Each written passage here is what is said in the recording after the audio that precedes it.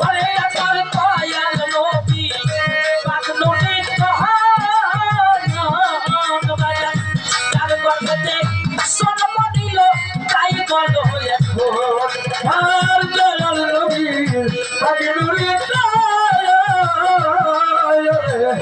আর গর্বে জন্ম নিল তাই বলো এখন ওরে আমার দয়াল নবী বাদলুনি কহান বাজান যার গর্ভে জন্ম নিল তাই বলো এখন যদি বলে মায়া বেদা যদি বলে মায়া বেদা সৃষ্টিতে ছিল পূজার সৃষ্টিও নাই স্রষ্টাও নাই সেই ব্যক্তি কুঞ্জন সৃষ্টিও নাই স্রষ্টাও নাই সেই ব্যক্তি কুঞ্জন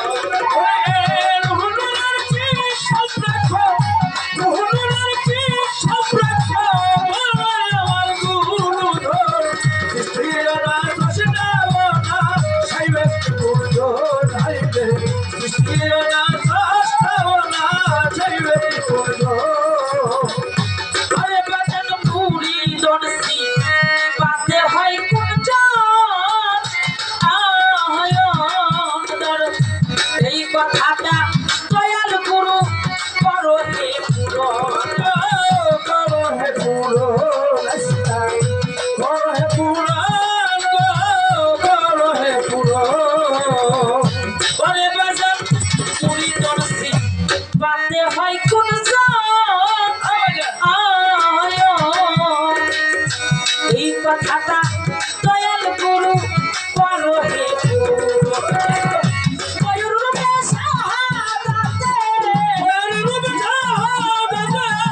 ময়ূর রূপে শাহাদাতে নালে বাতে হয় কুঞ্জন সৃষ্টি নাই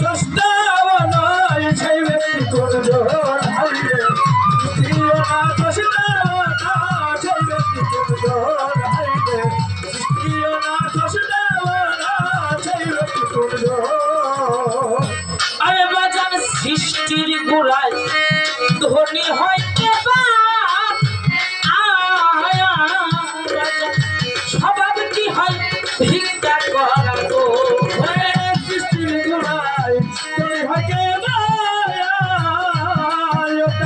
স্বভাব কি হয় ভিক্ষা করা গো পরে বাজার সৃষ্টির গোড়ায় ধনী হয়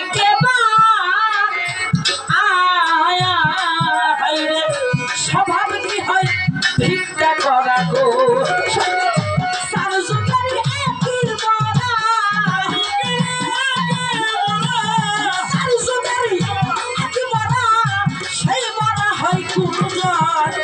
সৃষ্টিও নাই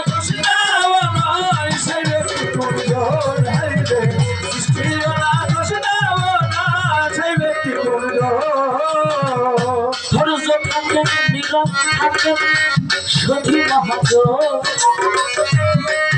আজ গুরু শিষ্য গুরু ভক্ত পালা দিল আমাদের ধৈর্য থাকেন নীরব থাকেন সধি মহাজন গুরু ভক্ত পালা দিল আমাদের ভিতর যার যার মুর্শিদের সকল হয় রে ভক্তের উপরে কিছু কথা বললাম আমি আসরের ভিতরে ভক্ত হইল আকাঙ্ক্ষাকারী গুরু তাহা পূর্ণকারী হয় ভক্ত আকাঙ্ক্ষা করলে গুরু তাহা পূর্ণ রে করে তুমি যদি বুঝাও কোথায় আমি বুঝি মানে পাই তুমি যদি না বুঝাও কথা যাইব কোথায় যদি যাই অন্য দরবারে আমায় কিছুই তো দিব না যার যার মুর্শিদ ছাড়া এই দুনিয়াতে কেউ ভালো তো বাসব না গানের ছন্দে মনে মধ্যে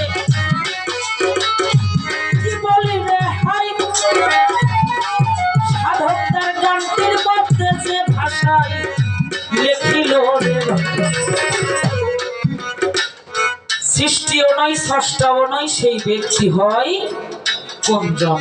রুহুনুরের কি সম্পর্ক বলোই আমার গুরুধন? সৃষ্টিও নয় স্রষ্টাও নয় সেই ব্যক্তি হয় কোনজন? কেন বাবা এই গানটি এই জন্যই গাইলাম, পালা দিছে গুরার ভক্ত, পালাটা হইল গুরু এবং ভক্ত, গুরু শিষ্য, গুরু শিষ্য না, শিষ্য একটা ভক্ত আর শিষ্য সাবেক বালক, তারপরে হইল ভক্ত।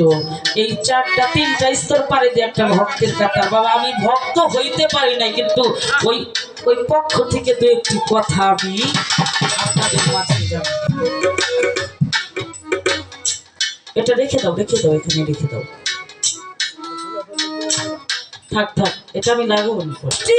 ষষ্ঠাও নাই সেই ব্যক্তি হয় কোনজন?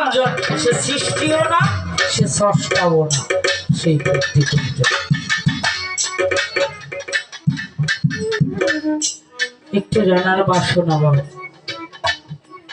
একটু আলোচনা করবেন। সাধক তার গানটির মধ্যে আরো লিখলেন, আমার দয়াল নবী প্রাণ মুরিদন কার গর্ভেতে জন্ম নিলেন, তাই বলো এখন যদি বলো মা আমিনা সৃষ্টিতে ছিল কোনজন?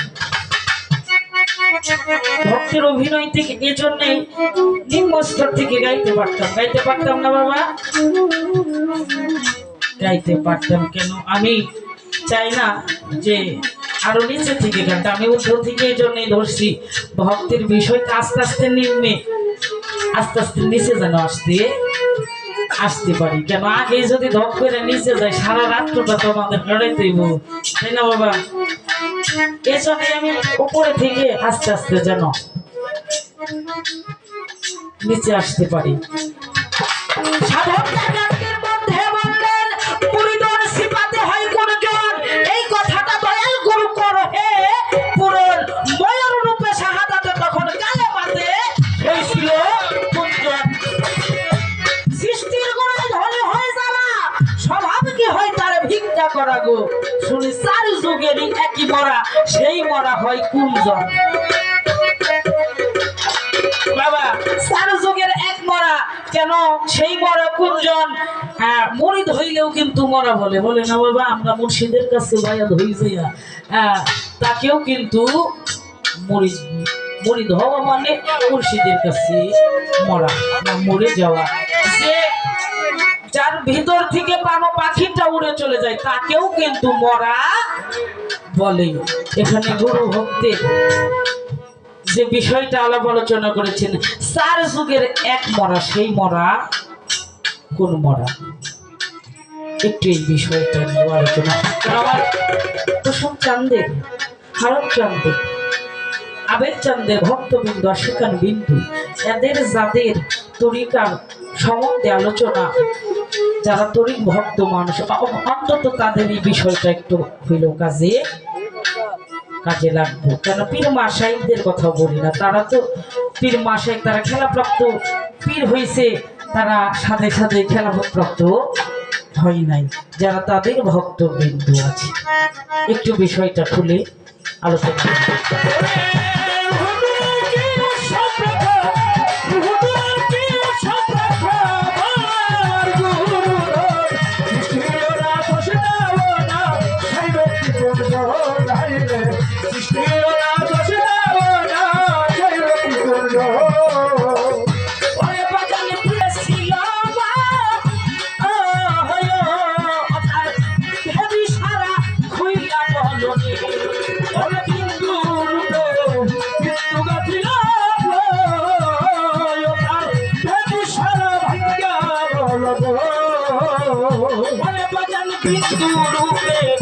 সিন্দুরে ছিল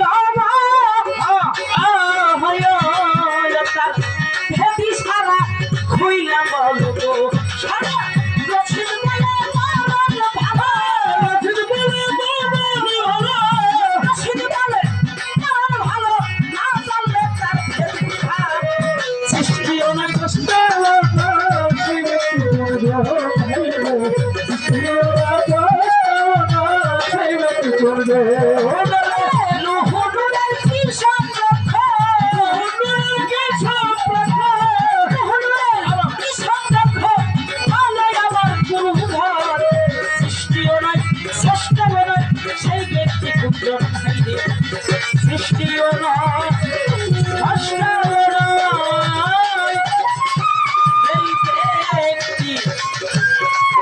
জয়